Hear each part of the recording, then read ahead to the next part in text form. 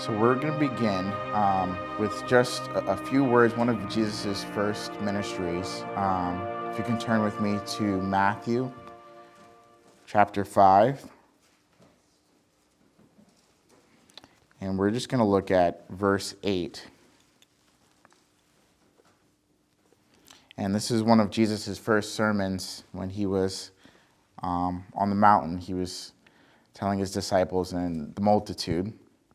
He's kind of going over the Beatitudes, where it's starting, blessed are the poor in spirit, blessed are they that mourn, blessed are the meek, for they shall inherit the earth, verse 5. And verse 6 is, blessed are they which do hunger and thirst after righteousness, for they shall be filled. Blessed are the merciful, for they shall obtain mercy. And we're going to focus on verse 8, where it says, blessed are the pure in heart, for they shall see God. As we see in verse 8, it says, blessed are the pure in heart, for they shall see God. Now, my question on this verse that I want us to be thinking in our hearts is, eventually, we are going to see God. Jesus is coming in the clouds, and we're going to see him face to face. And it says here that blessed are the pure in heart, for they shall see God. What does the heart mean? What does the heart represent? Now, it can't be the physical heart, right? Because the physical heart just pumps blood, right? It doesn't really do anything. So the heart has to do with the mind, right? And we're going to look at a few verses that kind of go over that. There's a verse in Ezekiel that I want us to read, Ezekiel 36. Ezekiel chapter 36, verse 26 through 27. Just want to go back to that verse. I know we only have a few minutes, so we'll kind of quickly go through these things.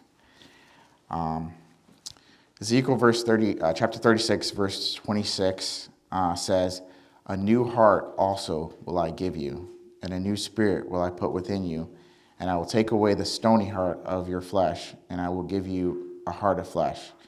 And I will put my spirit within you and cause you to walk in my statutes, and ye shall keep my judgments and do them.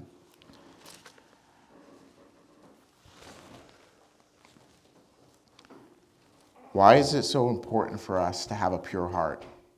Who gives us a pure heart? God. That's exactly right. And in order for us to see God, we have to allow Jesus Christ to dwell in our hearts. And it's not really an easy task, especially if you're going against the trend. In Ezekiel, it says that the Lord said he's going to put a new heart within us.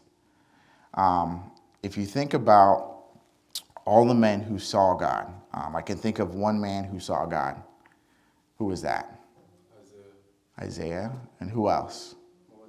Moses, right? Moses was able to see God. And the reason why it's important for us, as it says in Matthew, blessed are the pure in heart, for they shall see God. Moses was in the presence of God. He revealed to him his back. And in the last days, as we build our characters, as we become more like Christ, we're going to be living without an intercessor.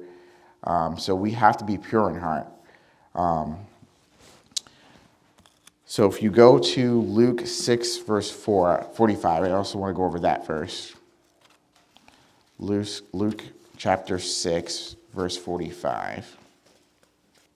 Jesus was saying to the Jews, he was telling them basically, it says in verse 45, a good man out of the good treasure of his heart bringeth forth that which is good.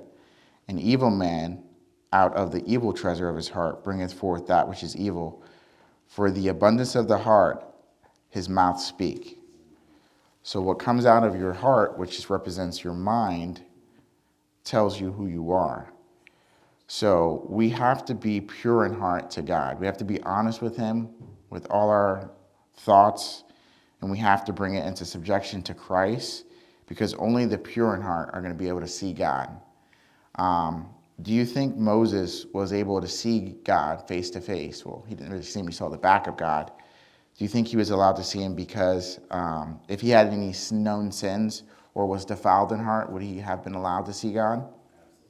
No, he wouldn't. So this is what we're striving for. This is why we're doing these convocations, to develop a deeper sense of the relationship with Christ, because Spirit of Prophecy says that the 144,000, that their faces are going to shine, as did Moses' face shine in Mount Sinai. And so knowing that, if Moses elevated to that, and God, only the pure will be able to see God.